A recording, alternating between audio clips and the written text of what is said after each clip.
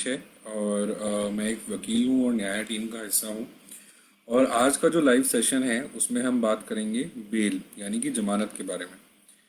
अब इस बार जो हमने टॉपिक चूज़ किया है, आप लोगों ने शायद देखा होगा, ये टॉपिक आप लोगों के कहने पे ही चूज़ किया गया है। हमने एक वोटिंग सिस्टम स्टार्ट किया था और अब से हम यही सिस्टम आगे चलाएंगे कि हम आप लोगों से आपकी राय मांगेंगे कि कौन से मुद्दे पे आपको जानकारी चाहिए।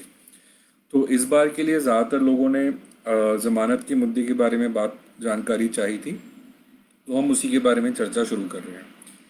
तो सबसे पहले हम ज़मानत या फिर बेल के कॉन्सेप्ट को समझते हैं। जब एक आरोपी व्यक्ति अदालत या फिर पुलिस को आश्वासन देता है जब एक आरोपी व्यक्ति अदालत या फिर पुलिस को यह आश्वासन देता है कि वह रिहा होने पर समाज से भागेगा नहीं और कोई नया अपराध नहीं करेगा, तब उसे जमानत दी जाती है। अतः जमानत आमतौर पर इनमें से किसी खास तरीकों से मिलती है। ठीक है, दो दो दो तरीके होते हैं जमानत के बॉन्ड के लिए। अब हम समझते हैं, तीन तरीके होते हैं जमानत के बॉन्ड के लिए। सबसे पहला है आपका जमानती बॉन्ड। जमानती बॉन्ड वे पैसा है जिसे किसी व्यक्ति द्वारा जमानत मिलने के लिए न्यायालय के पास जमा करना होगा। आरोपी व्यक्ति कहीं भाग नहीं जाए, ये सुनिश्चित करने के लिए कि ऐसे किया जाता है। अपराध की प्रकृति के आधार पर जमा की गई राशि कम या ज़्यादा हो सकती है। तो ऐसा कोई एक स्टैंडर्ड डेफिनेशन नहीं है कि कितनी राशि आपको जमा करनी होगी। जो जो अपराध है उसकी वो कितना गंभीर अपराध है उसके हिसाब से जमा राशि का निर्णय लिया जाता है। यदि आपके पास पैसा नहीं है तो ऐसी स्थिति में जमानत पाने के लिए आपको आपकी संपत्ति को संलग्न किया जा सकता है। जमानत की राशि का कोर्ट में जमा होना या आपकी संपत्ति को संलग्न होना जमानत के लिए अनिवार्य है। जैसे कि अगर आप कैश में पेमेंट नहीं कर सकते हैं तो आपके पास अगर कोई प्रॉपर्टी है उसको फिर कोर्ट में अटैच किया जाता है। जमानत बॉन्ड के तहत न्यायालय उस व्यक्ति को देश की सीमा क्षेत्र न छोड़ने का आदेश दे सकता है और जब भी ज़रूरत हो न्यायालय को रिपोर्ट करने के लिए कह सकता है। यानी कि अगर आपको ज़मानत मिला हुआ है तो कोर्ट ये भी कह सकता है कि आप देश के बाहर नहीं जा सकते हैं, और कोर्ट ये भी कह सकता है कि आपको रेगुलरली पुलिस स्टेशन में या फिर कोर्ट में अपीयर करना होगा। जैसे कि आप लोगों ने देखा होगा जब संजय दत्त का केस चला था, उस समय जब उनको बेल मिली थी तो काफ़ी बार जब उनको मूवीज़ की शूटिंग के लिए बाहर जाना होता था, देश के बाहर जाना होता था, तो उन्हें कोर्ट से अलग से परमिशन लेनी पड़ती थी, क्योंकि बेल में ये कंडीशन रहती है कि आप देश के बाहर नहीं जा सकते हैं। इसलिए अगर उनको जब देश के बाहर जाने की ज़रूरत पड़ती थी तो उनको हर बार कोर्ट से परमिशन लेनी पड़ती थी कि मैं इस समय के लिए देश से बाहर जा रहा हूँ और इस समय देश में वापस आऊँगा। तो ये तो पहला बॉन्ड था, जमानती बॉन्ड। अब दूसरा जो तरीका होता है बेल का, वो होता है व्यक्तिगत बॉन्ड के द्वारा। अब व्यक्तिगत बॉन्ड क्या है ये समझते हैं। कुछ मामले में आरोपी व्यक्ति को जमानत देते समय न्यायालय उसे जमानती बॉन्ड से छूट दे सकता है, बल्कि इसके बदले उन्हें उनके वादे पर ही छोड़ सकता है। यानी कि इसके पहले हमने जमानती बॉन्ड की बात की थी जिसमें कुछ जमा राशि या फिर संपत्ति कोर्ट को देनी पड़ती है, पर ये जो दूसरा टाइप का बॉन्ड है व्यक्तिगत बॉन्ड, उसमें सिर्फ आपका जो वादा है, आप कोर्ट को कह रहे हैं कि आप नहीं भागेंगे और आप कोई अपराध नहीं करेंगे फिर से, उस बेसिस पे ही कोर्ट आपको जमानत दे सकता है, और आमतौर पर इसे व्यक्तिगत बॉन्ड के रूप में जाना जाता है। व्यक्तिगत बॉन्ड पर जमानत किसी श्योरिटी के साथ या बिना किसी श्योरिटी के साथ भी दी जा सकती है। न्यायालय के पास ऐसे मामले में विवेक अधिकार है ताकि वह बिना बिना श्योरिटी के व्यक्तिगत बॉन्ड लेकर एक आरोपी को रिहा कर सके। और ज़्यादातर जो छोटे अपराध होते हैं, जो जिसमें कुछ ज़्यादा सीरियस चीज़ नहीं हुई होती है, उसमें व्यक्तिगत बॉन्ड दिया जाता है। फिर श्योरिटी की बात करें तो उसको हम समझते हैं, श्योरिटी या फिर हिंदी में जैसे प्रतिभूति प्रतिभूति इसे कहा जाता है। जब आप जमानत के लिए न्यायालय से संपर्क करते हैं तो कभी कभी न्यायालय ये सुनिश्चित करने के लिए आप भाग नहीं जाएंगे पर्याप्त गारंटी चाहता है। यानी कि न्यायालय को एक गारंटी चाहिए कि आप देश से भागेंगे नहीं। न्यायालय आपसे कुछ लोगों को प्रतिभूति के तौर पर ये जिम्मेदारी लेने के लिए कह सकता है। एक ही व्यक्ति को हमेशा के लिए प्रतिभूति के रूप में रहने की जरूरत नहीं है। यानी कि अभी तक हमने इसके पहले दो तरीके के बेल बॉन्ड की बात की थी, जिसमें हम आप एक जिसमें आप जमा राशि दे रहे हैं, दूसरा जिसमें आप कुछ राशि नहीं दे रहे हैं, कुछ संपत्ति नहीं दे रहे हैं, लेकिन आप वादा कर रहे हैं कोर्ट को। अब ये तीसरा टाइप ये है जिसमें कोई और व्यक्ति, कोई और इंसान आपकी गारंटी लेता है। यानी कि मेरा अगर कोई दोस्त है या मेरा कोई रिश्तेदार है, वो मेरी गारंटी लेता है, वो मेरी श्योरिटी होता है कि वो कोर्ट को देता है कि ये इंसान अपनी जमानत के समय कहीं कुछ और नहीं करेगा, कहीं और उसकी गारंटी मैं लेता हूँ। एक व्यक्ति जो श्योरिटी के रूप में दर्ज है वह किसी समय खुद को श्योरिटी की जिम्मेदारी से मुक्त होने के लिए आवेदन कर सकता है। यानी कि अगर आपने किसी और के लिए श्योरिटी ली हुई है, लेकिन आपको लगता है कि नहीं ये इंसान ठीक नहीं है, ये इंसान कुछ गलत काम करेगा और मैं इसकी श्योरिटी नहीं बनना चाहता हूँ, तो उसके लिए भी आप एक एप्लीकेशन दे सकते हैं। ऐसी परिस्थिति में आपको अपनी श्योरिटी को बदलने की ज़रूरत पड़ेगी। आपको किसी और व्यक्ति को न्यायालय में ले जाने की ज़रूरत होगी जो आपके नई श्योरिटी के तौर पर दस्तखत कर दे। यदि आप प्रति श्योरिटी को बदल नहीं सकते हैं तो आपको फिर हिरासत में ले लिया जाएगा। अब ये तो हमने डिस्कस किया था कि किस तरह की ज़मानत होती है। एक होती है जब आप कुछ जमा राशि या कुछ संपत्ति जमा करते हैं। दूसरी होती है जब आप कोर्ट को वादा करते हैं कि आप कुछ और अपराध नहीं करेंगे और आप भागेंगे नहीं। तीसरी होती है जब कोई और इंसान आपकी गारंटी लेता है, कोई और इंसान आपके लिए श्योरिटी बनता है। ये तो हमने समझा किस तरीके के जमानती बॉन्ड होते हैं। अब अगली चीज हम समझते हैं जमानत का अधिकार। आपको सबसे जरूरी चीज समझना ये है कि हर इंसान को जमानत का अधिकार है। जमानती अपराधों के मामले में इस अधिकार का सीधा इस्तेमाल किया जा सकता है। अब अपराध भी दो तरीके के होते हैं, जमानती और गैर जमानती।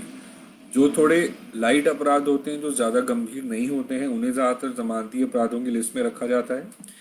और जो थोड़े सीरियस होते हैं जैसे कि मर्डर, उनको गैर जमानती अपराधों में रखा जाता है। तो अगर कोई जमानती अपराध में आपको अरेस्ट किया गया है तब तो आपको सीधा सीधा बेल उसमें, जमानत उसमें मिलेगी ही।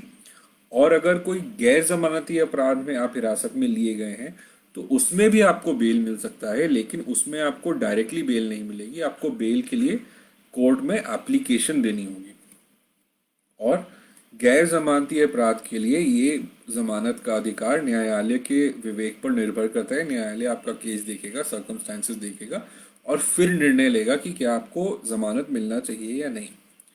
जमानत देने का तर्क ये है कि अगर आरोपी के भागने का कोई बड़ा संदेह या खतरा नहीं है तो इसका कोई कारण नहीं है कि उसे कैद में रखा जाए। जमानत का मिलना आमतौर पर मुकदमों की शुरुआती चरण में आता है। न्यायालय किसी व्यक्ति को जमानत देते वक्त उसके लिंग, स्वास्थ्य और आयु को ध्यान में रखता है। यदि आप कुछ श्रेणियों में हैं तो न्यायालय आपको अधिक आसानी से जमानत दे सकता है। और ये श्रेणियां हैं महिलाएं, बीमार और अशक्त और बूढ़े लोग, और 16 वर्ष से कम उम्र के बच्चे। तो अगर आप इन श्रेणियों में हैं तो ज़्यादातर आपको जमानत दी जाएगी। अब जैसे कि हमने बताया कि अपराध जमानती और गैर जमानती होते हैं, तो एक बार फिर थोड़ा समझते हैं कि गैर जमानती अपराधों के लिए जमानत का क्या प्रोसेस है। गैर जमानती अपराध के आरोप में कुछ मामलों में आपको जमानत दी जा सकती है अगर जांच या मुकदमे के किसी भी चरण में अधिकारी या न्यायालय को ये लगता है कि अभियुक्ता ने गैर जमानती अपराध नहीं किया है, तो आरोपी को जमानत दी जा सकती है। यानी कि जब आपको अरेस्ट किया गया था जिस अपराध के लिए, वो एक गैर जमानती अपराध था, लेकिन जब जांच हुई तो पता चला कि ये लेकिन जब जांच हुई तो फिर ये डिसाइड हुआ कि ये गैर जमानती अपराध नहीं है, ये जमानती अपराध है। तो इस मामले में आपको सीधा जमानत दी जाएगी।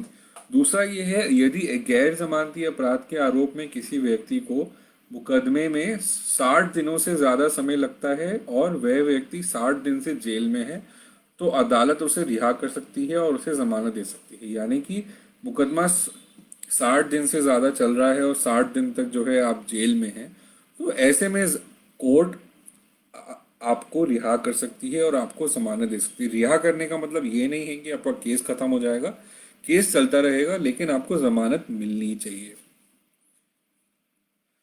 फिर हम समझते हैं, जैसे आपने काफ़ी खबरों में देखा होगा, अखबार में पढ़ा होगा कि काफ़ी लोग हमारे भारत की जेलों में रहते हैं काफ़ी टाइम तक बिना जमानत के।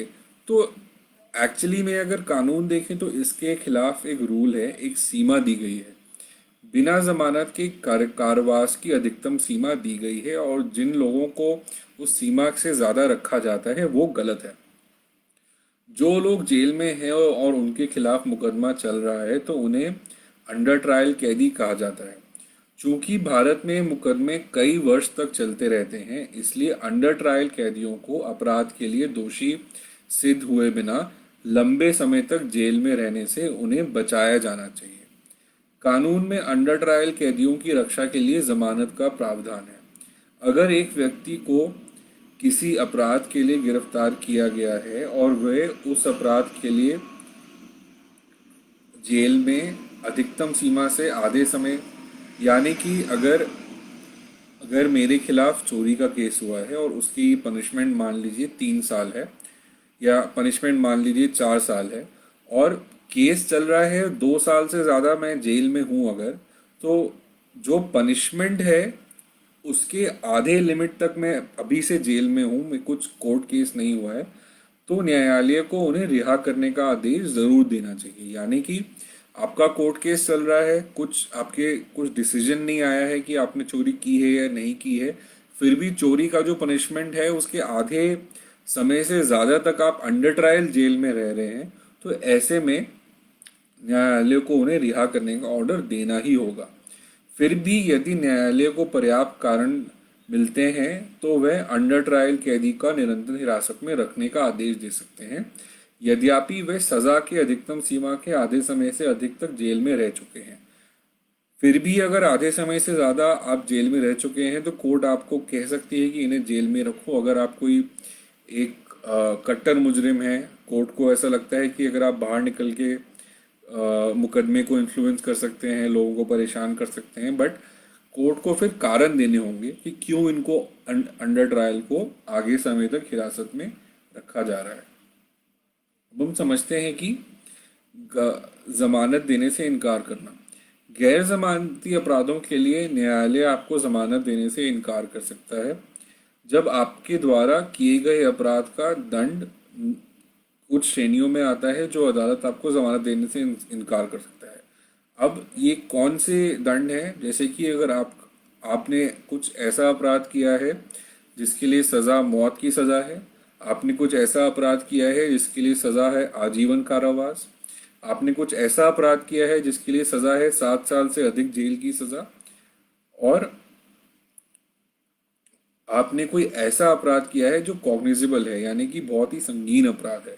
यदि आपको 2 या 2 से अधिक मौकों पर संगीन अपराध के लिए दोषी पाया गया है जिसके लिए आपको 3 साल या उससे अधिक के कारावास की सज़ा से दंडित किया जा चुका है पहले से, तो इन सब मामलों में न्यायालय आपको जमानत देने से इनकार कर सकती है। तो दोस्तों, आशा करता हूँ कि आज आपको कुछ अच्छी जानकारी मिली होगी। आज के सेशन के लिए इतना ही। आप ज़मानत के बारे में या फिर पुलिस से या जुड़ी और चीज़ों से, जैसे कि गिरफ्तार या गिरफ्तारी वगैरह के बारे में, अगर एफआईआर के बारे में जानना चाहते हैं तो हमारी वेबसाइट न्याया.org NYAAY.org पे जाएं। वहाँ पे हिंदी में ये सारी जानकारी अवेलेबल है। और अगला सेशन भी हम इसी समय करेंगे अगले हफ्ते, और इस संडे में एक नया नया पोलिंग स्टार्ट करूंगा, नया वोट मांगूंगा आप लोगों से। आप लोग हमें बताएं कि अगला सेशन आप कौन से मुद्दे पे चाहते हैं। शुक्रिया।